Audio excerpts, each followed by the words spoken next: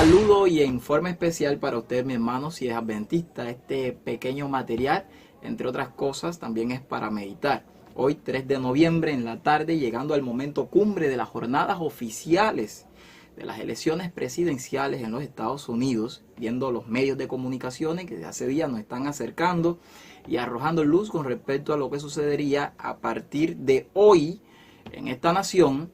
Se ha dicho que nunca hubo en todo el mundo un momento de tanta tensión con respecto a las elecciones, es decir, no hubo otra elección con más tensión de lo que está sucediendo ahora mismo, porque esta gran potencia repercutirá lo que suceda allí en todo el mundo. Esto nos está llevando directamente a Apocalipsis 13. Nos está diciendo que se está cumpliendo y está llegando a su final Apocalipsis 13. Antes parecía mentira. De que el mundo entero mirara hacia los Estados Unidos y estuviese en tensión con lo que estaba sucediendo en esta nación.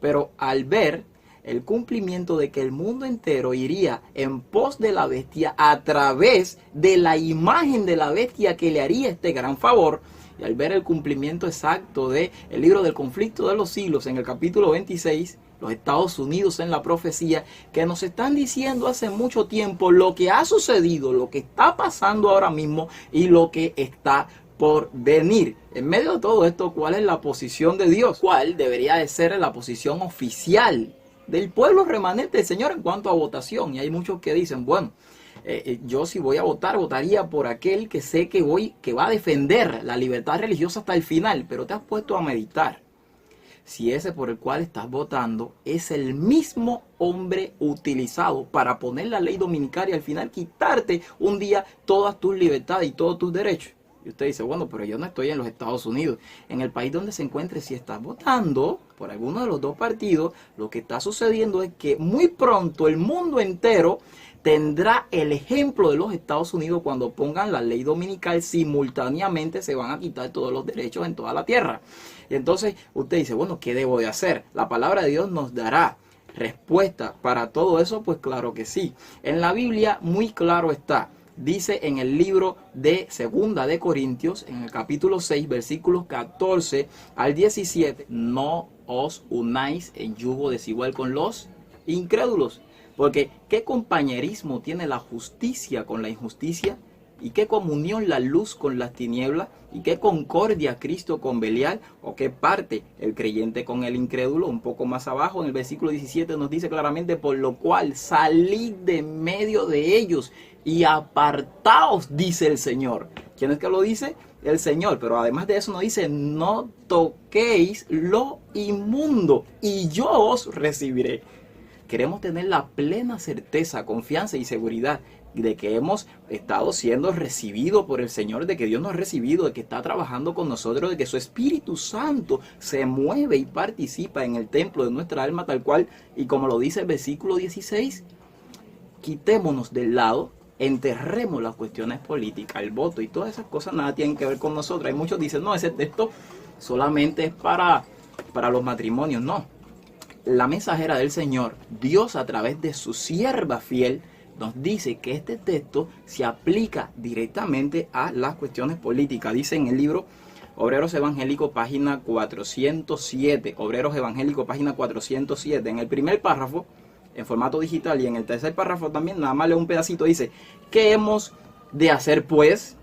Dejar a un lado las cuestiones políticas. Y entonces menciona la misma cita, no os juntéis en yugo desigual con los incrédulos. Es decir, le aplica directamente esta cita de la palabra de Dios a las cuestiones políticas y nos dice que debemos dejarlas a un lado completamente. En el tercer párrafo de la misma página 407 nos dice, la palabra comunión significa participación y también significa sociedad.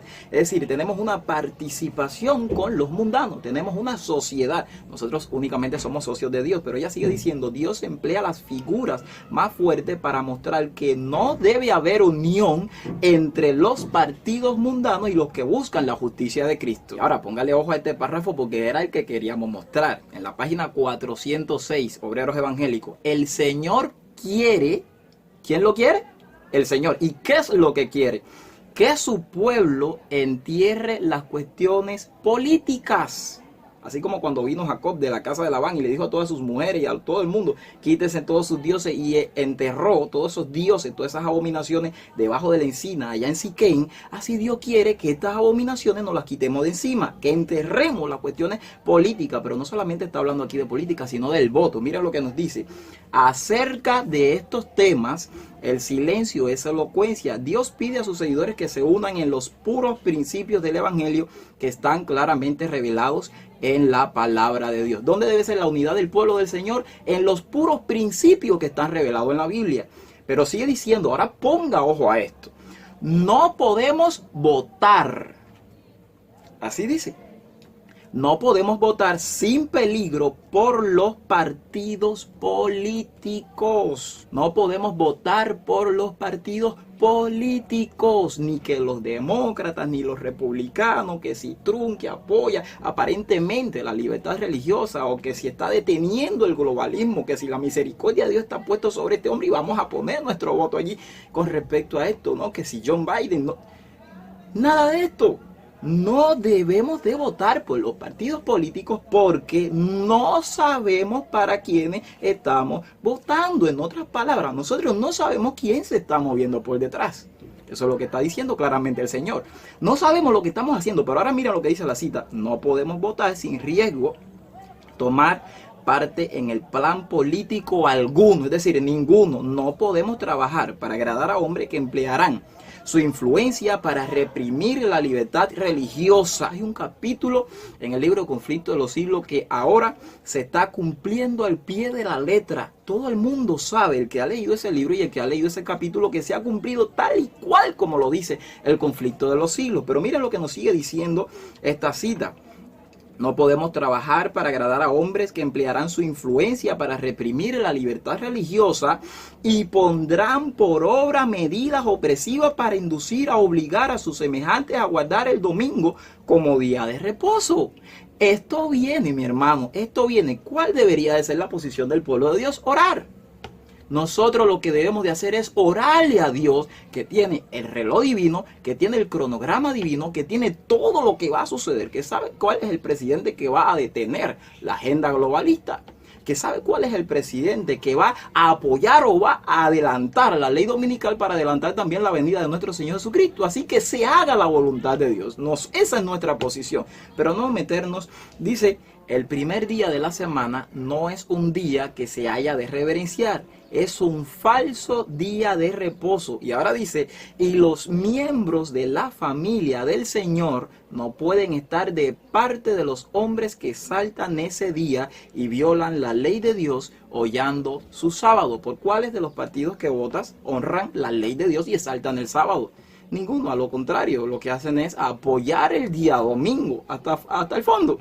Pero sigue diciendo, los hijos de Dios no deben votar en favor de tales hombres, porque al hacerlo se hacen participantes con ellos de los pecados que se cometen en el ejercicio de sus acciones. Más clara ni el agua, y esto es solamente para meditar. Yo di la posición de Dios, la decisión está en tus manos y que Dios te bendiga.